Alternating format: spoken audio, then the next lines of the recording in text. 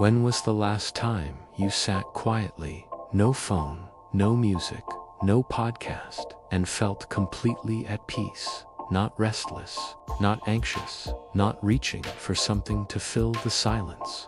If you're struggling to remember, that's not an accident. There is something happening to the human mind right now, a quiet crisis that almost nobody is naming. Your brain has been gradually, systematically trained to be unable to rest. You scroll, you check, you refresh, and even when nothing new is there, you check again.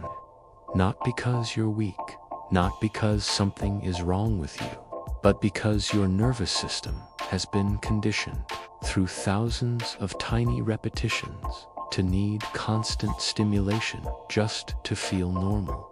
Pause, let it breathe. Today, we're going to change that.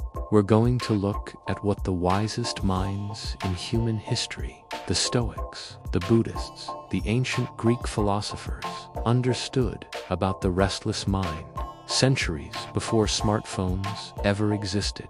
And we're going to combine that timeless wisdom with what modern neuroscience is now confirming. Because the fix isn't a detox retreat. It isn't deleting your apps. It's something much simpler and much more powerful. Stay with me. Over 2,000 years ago, a Roman emperor sat down in his private journal, not to share with anyone, just to think, and wrote something that feels almost uncomfortably modern. Marcus Aurelius described the human mind as a place that constantly seeks escape from itself, always looking outward, always running toward the next thing. He wasn't describing social media. He was describing human nature. The Stoics called this condition achalasia, a lack of self-discipline of the mind, an untrained attention that latches onto every passing sensation. And their prescription wasn't punishment. It was practice. The daily practice of returning the mind home to the present moment, to what is real, to what is within your control. Meanwhile, on the other side of the world, the Buddha was teaching something almost identical. He described the untrained mind as a monkey mind, swinging endlessly from branch to branch, never still, never satisfied. The path to peace, he taught, wasn't about escaping the world. It was about training your relationship with your own attention. These weren't metaphors. These were instructions. And here's what's remarkable. Both traditions arrived at the same core insight. Independently, thousands of miles apart, the restless mind is not your enemy. It is simply your mind in its default, untrained state. And what can be trained can be retrained. Now let's look at what neuroscience tells us is happening beneath all of this. Your brain has a reward system built around a chemical called dopamine. And for most of human history, dopamine was released in response to things that genuinely mattered: finding food, connection, safety, achievement. But here's what's changed.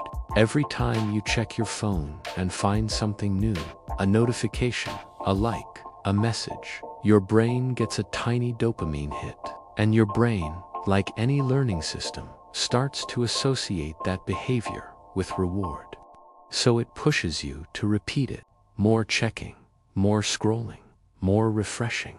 The problem is that the reward never fully satisfies. It's designed not to.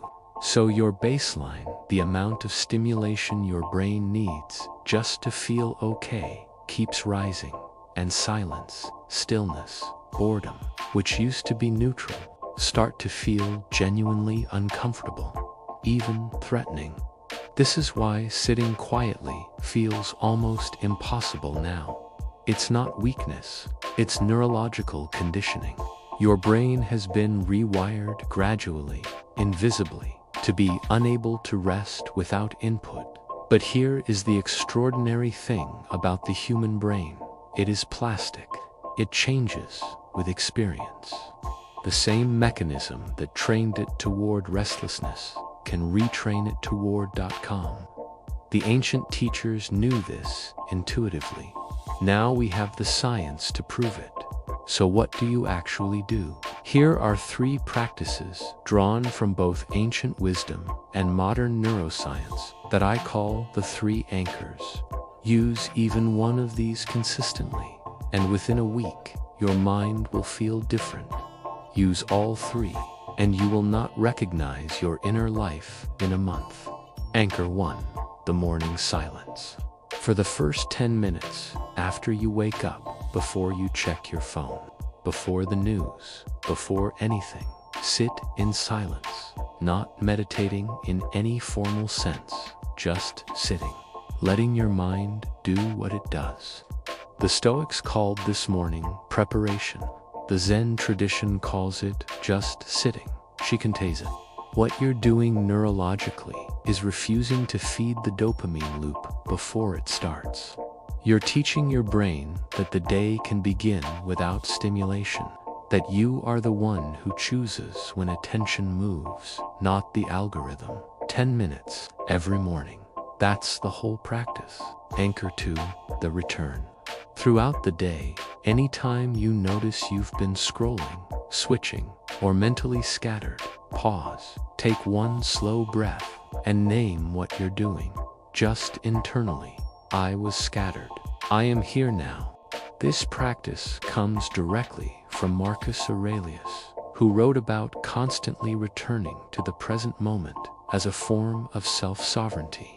Modern neuroscience calls this metacognitive awareness, the ability to observe your own mental state without being consumed by it. And every time you practice the return, you literally strengthen the prefrontal cortex, the part of your brain responsible for focus and self-regulation.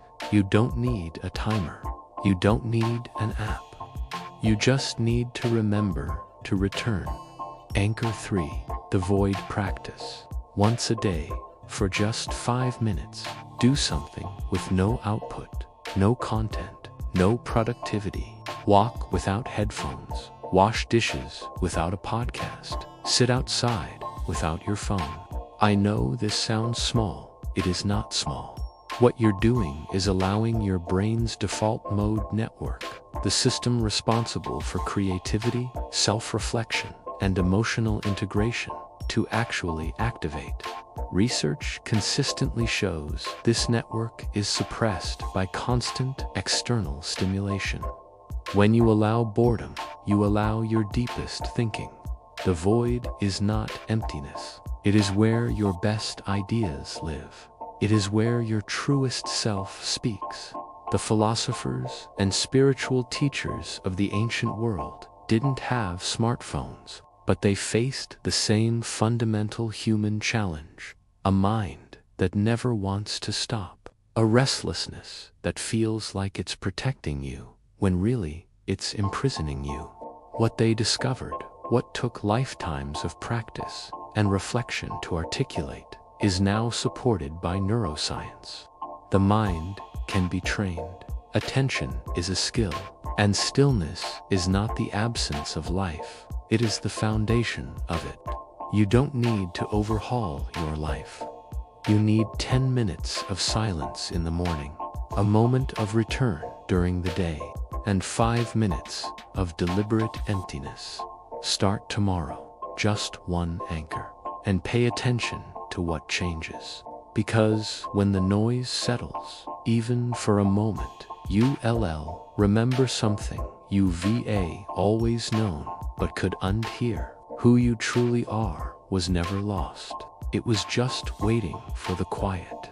If this video gave you something, a new perspective, a moment of recognition, or even just the reminder that your attention belongs to you, share it with someone who needs it. A friend who's always exhausted. A partner who can't put the phone down.